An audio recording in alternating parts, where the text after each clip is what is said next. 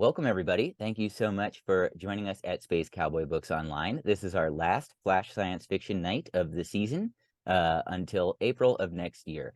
Looking forward to some wonderful stories tonight. We've got Pedro Iniguez, Renan Bernardo, and Tonya R. Moore this evening. We're going to start with Pedro. Pedro Iniguez is a horror and science fiction writer from Los Angeles, California. He is a Rising Award finalist and also has been nominated for the Pushcart Prize for his speculative poetry. His work has appeared in Nightmare Magazine, Never Wake, an anthology of dream horror, Shadows Over Main Street, Volume 3, Speculative Fiction for Dreamers, Worlds of Possibility, and Starline, among others. I'm going to hand it over to Pedro to read The Seeds of Foundation, which was originally published in Cross Genres number 19. Over to you, Pedro. Thanks. Theo walked in the building and felt a little embarrassed. It was a clean, immaculate room with white tile floors and chrome walls. He wore his cleanest white shirt and only pair of slacks. He had polished his shoes shortly before coming. Working construction, he never really needed to look presentable, but today was different. The room was full of professional men and women speaking into earpieces or at their desks face to face with a customer. A man in a perfectly pressed suit approached them with an even more presentable smile. Theo extended his hand. "Hi, I'm Theo Martinez. I called earlier." "Ah, yes," the suited man said. "I'm Michael Braun. I spoke to you. Let's walk to my office where we can speak privately." They walked past offices with people carrying on whispered conversations. A muted television set played a news segment about the second wave of explorers arriving on Mars. They came to a room in the back.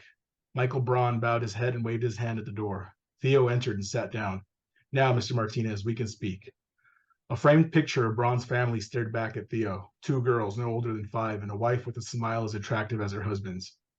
"My father came to this country," Theo sighed, "when borders were more than walls on a line. They were a game of Russian roulette. If you didn't die in the desert or drown crossing the river, you were jumped by drug traffickers or shot by angry ranchers." Braun reached for a manila folder that read "Burial Services" on it, probably having heard the same story time and time again. Theo continued. "He raised me in this country alone. My mother left us before I was old enough to remember her face. He did everything to ensure I had a stable living condition.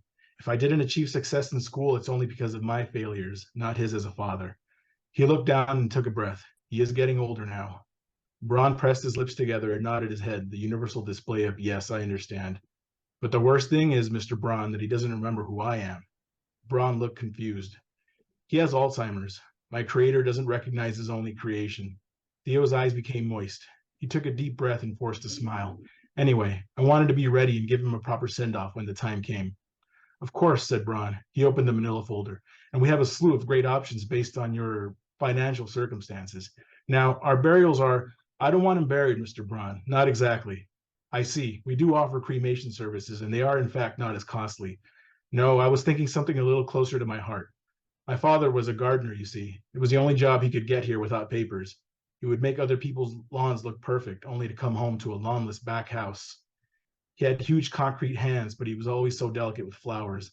Then I heard about the Rebirth program. It's perfect, a service that sends loved ones to Mars with an assortment of seeds in a biodegradable coffin, a little something to speed up the terraforming going on there. Mr. Martinez, the Rebirth program has a very steep price tag and a rather long waiting list." "I don't have any family," Theo said, picking up Braun's family portrait. "I've been saving up just for this. It's the least I can do. He crossed borders to sow the seeds of my foundation. I think it's only proper that he continues doing the same for future generations." Braun nodded and put the manila folder back. He rifled through his drawer and retrieved a blue folder. "Go home and read over these files and bring them back to me signed, and we can begin the process of shipping procedures, coffin selection, and if you'd like to pick a flower arrangement." Theo got up and shook Braun's hand. "He is the flowers." "You really love your father," said Braun. "And I always will," said Theo. "He's the best dad in the whole world." The end. Thank you so much, Pedro. Next up, we have Tonya R. Moore. Tonya R. Moore is a Jamaican speculative fiction writer based in the United States. She is the poetry acquiring editor at Faya Literary Magazine. She is a Voodoo Knots 2022 fellow and was a finalist for the Analog Science Fiction in Fact 2022 Award for Emerging Black Writers. Her science fiction story, Anansi and the Astronaut, is slated for publication in MV Media's upcoming Space Funk anthology. She's going to be sharing a story with us called Space Age Mermaid, and I'm going to drop a link in the chat to where you can read along with that if you like. Over to you, Tonya. Space Age Mermaid. Sue Lily sleeps inside a transparent cylindrical womb filled with luminous blue fluid. Her suit sticks to her body like a second skin. Knobby nodes run up the length of her spine and end at the soft helmet's base at the back of her neck. From the center of the helmet, wires fan outward and upward, gathering at the control center at the top of the container. Her mouth and nose are covered by a breathing apparatus with a serpentine root that coils and stretches down to the base of the cylinder. From time to time, her eyelids flicker and her fingers and toes twitch. Otherwise, she simply floats in suspended animation, unaware of even the small robotic jellyfish that swim around her, monitoring her vitals and the state of the life-preserving fluid. Her unconscious body has been floating inside the cylinder for 3 years. She will sleep like this for 2 more years, awaken for 3, then sleep again for 2 more years. When she awakens for the second time, this space-age mermaid and her companions will be orbiting a whole new world. At least, that's the plan. Sue Lily dreams in hypersleep. She doesn't dream of the friends and family she left behind on Ceres, or of the vast distances between stars. The dauntless pioneer doesn't dream of the new life she will begin on a new planet, or of the many adventures and hardships to come. She doesn't dream of the starship's photon sails, fluttering on cosmic currents like the wings of a butterfly as it reaches the solar system's heliopause. She doesn't dream of Barnard's star, or their target planet's 7 mysterious sisters. She doesn't dream of the unknown continents waiting to be discovered, or the icy moon Gog circling the planet Magog, an ominous pair of names to which Sue Lily had stridently objected but was outvoted. She doesn't dream of the past, the future, or even the present. Sue Lily dreams of water, big water, abundant enough to swallow their massive spaceship whole. She dreams with longing of Earth's mighty ocean, that vast liquid body thrashing and throwing its weight around with abandon. She dreams of the gentle shushing of froth against the shorelines, of rip-roaring, thunderous waves cresting on the high seas and crashing against jagged cliffs. She dreams of awkward sea cows, Humpty Dumpty sunfish, snaky oarfish, and the sightless monstrosities living below the photic zone. She dreams of shoals of mackerel twisting and folding into dense bait balls, and ruthless sharks culling the frenetic herds. She dreams of dark green forests of sargasso, the baby seahorses and leafy sea dragons taking shelter within their hairy embrace. She dreams of the many tentacled octopuses caught up in their furtive mating rituals and jittery war dances deeper down. In her dream, Sue Lily hears the shrieks of hungry seabirds, the boisterous chatter of dolphins, and the sad, beautiful singing of whales.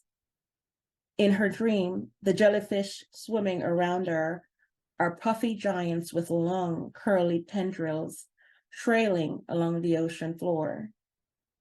Surrounded by the bioluminescent denizens of the great deep, she is Captain Nemo, ensconced within her rusty submarine, delving deep down into the starlit trenches of an Earth to which Sue Lily has never been. Sue Lily doesn't dream of jolly Roger Hartman, slumped at the pilot controls, all skeletonized and bone white. She doesn't dream of Lady Diana Bergman. Sue Lily has secretly nicknamed her Princess of Mars. Inside her fractured shell, all desiccated and deathly dark. She doesn't dream of Tori Brown, the taciturn medical technician who died, plunging face first into a plate of scrambled eggs. Beside him on the counter, a worn paperback copy of The Integral Trees, earmarked at page 386. Sue Lily doesn't dream of Miko Takano, the mechanical engineer with a penchant for reciting poetry aloud, curled up in her bunk in the throes of a nightmare from which she will never awaken. She doesn't even dream of Mike Tully in the hydroponics bay, gunning alongside his crop, dirt still clinging to the tips of his fingernails. Sue Lily doesn't know. She doesn't know that 1 year ago, along came a wayward piece of cosmic debris, punching a hole into the spaceship's hull and ripping through the quarters where she and her crewmates sleep. She doesn't know that 3 of the 7 watery wombs have cracked open like eggs, fluid spewing out, leaving only the devastated bodies of their unfortunate occupants. She doesn't know that the pilot and the rest of the on-duty shift are dead. She sleeps, unaware of the flickering lights and shrill alarms going off all over the ship. She doesn't hear the intermittent crackle of the radio or the repetitive pleas for a response to mission control. She doesn't know that the program designed to awaken her at the appointed time or in the event of an emergency has become corrupt and ceased functioning. Lost in her endless dreaming, Sue Lily will keep dreaming for another 7 years. The phantasmal Nautilus will continue plumbing the depths of the watery abyss for wonders and riches untold. And Sue Lily will continue to float, suspended in her high-tech tomb. Solar winds will continue to bluster against the bow of the gray ship. Bernard's star will continue to lie in wait, expelling fairy dust and fire. Gog will continue to circle Magog 1,432 more times. The ship's engines will keep humming. The alarms will keep blaring. The desperate voices on the radio will keep calling. The bodies that haven't rotted down to bone will become eternally mummified.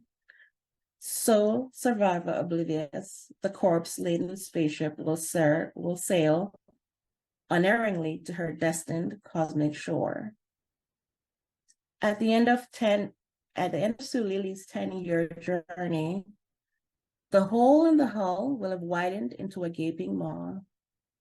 The doomed ship will wobble, spin, and burn as it's sucked into Magog's magnetic embrace. As if to sleep the inevitable away, Sue Lily will still be dreaming inside her watery grave.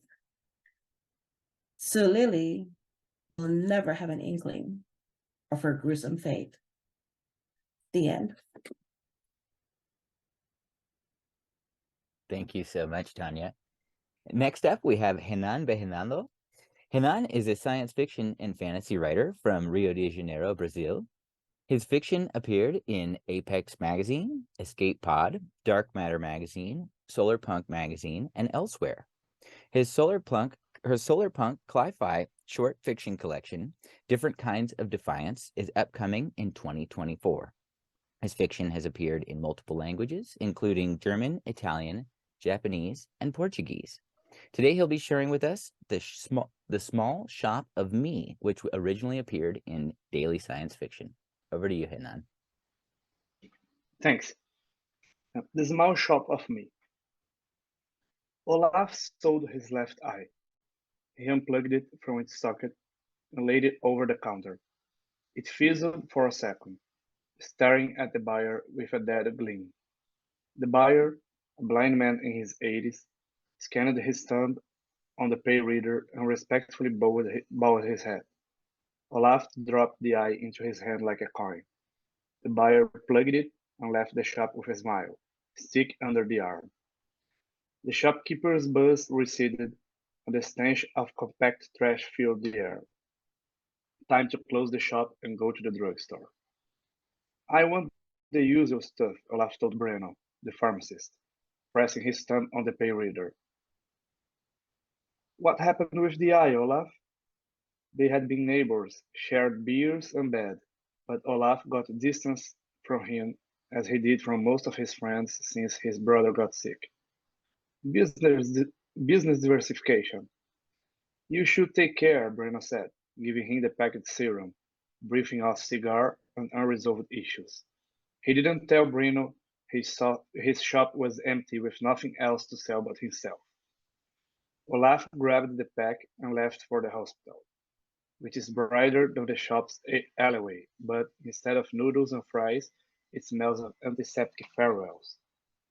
He entered his brother's bedroom, smiling and leaving the serum over the bedside table, where a nurse had left a lonely, withering sunflower. You sold your eye, Alan accused him, eyes brimming with tears, arms, legs, and face paralyzed from severe biographic refusal. You shouldn't do that. Olaf didn't say anything, but yes, he should. Olaf sold his left arm. It was for a boy who wanted a third one. It's for volleyball, the kid told him as he paid for it. Olaf uncoupled the arm and gaped at his family's tattoo, cartooned versions of him, Alan, and their dead fathers. He tattooed it to honor his father's mouth before the world started grafting everyone to contain the fleshly plague. Any problem, sir? The boy asked. Olaf shook his memories away. It should have been his right arm, but he was right-handed. Hope you like tattoos, boy. It was buying Friday fast. Olaf sold his right foot, his left kidney, and his ears. He sold 4 of his ribs, even his heart, which he replaced with clockworks supposed to function as his cardiovascular system. The last customer of the day was a short woman with golden-plated skin. Widow, dead children, dark fleshy circles around tiring mirroring eyes. She smelled of the poppies and peonies. He would have preferred sunflower, but that was not the case. To her, he sold his shop, his family's business, his father's pride, his heritage, all he had left. Olaf had never made so much money in a single day. I can pay for your medicine and the hospital room for 1 year, Olaf told Alon, exhaling rust and relief, hobbling into his brother's bedroom. It should be enough, but it wasn't. And Olaf didn't have anything else to sell but the legs he used to visit Alan, the eye to see if he was buying the correct serum, and the arm to carry the medicine. What will you do, Olaf? You sold everything for me, and now you see me dying anyway. No, he wouldn't. Olaf met the golden-skinned lady at her shop, her eyes soaking with loneliness and longing. The place had been renovated with lamps, statuettes, and furniture on sale. They all glinted off colors he would never achieve himself. He placed the packed medicine on the counter and pushed it toward her, along with a luggage containing all his brother's belongings. She pressed her gilded thumb on Olaf's pay drive. He sold her a friend. The end. Thank you so much, Renan. That was Renan Bernardo with The Small Shop of Me. Before that, you heard Tonya R. Moore with Space Age Mermaid. And opening the show was Pedro Iniguez with The Seeds of Foundation. Wonderful stories all. Thank you so much. Thank you to our readers tonight, and thank you, of course, to our audience. I have a special announcement this month.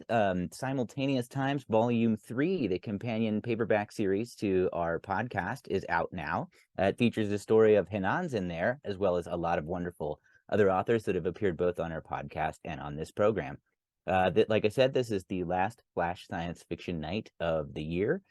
We run a season every year from April through September, so please check back with us then. In the meantime, we have tons of great programming, author readings, and interviews. That's just it for Flash for this year. Thank you so much, everybody. There is a link in the chat and below the YouTube video where you can find the book and everybody's respective websites. Thank you so much. It's been a wonderful night of stories. Thank you. Bye.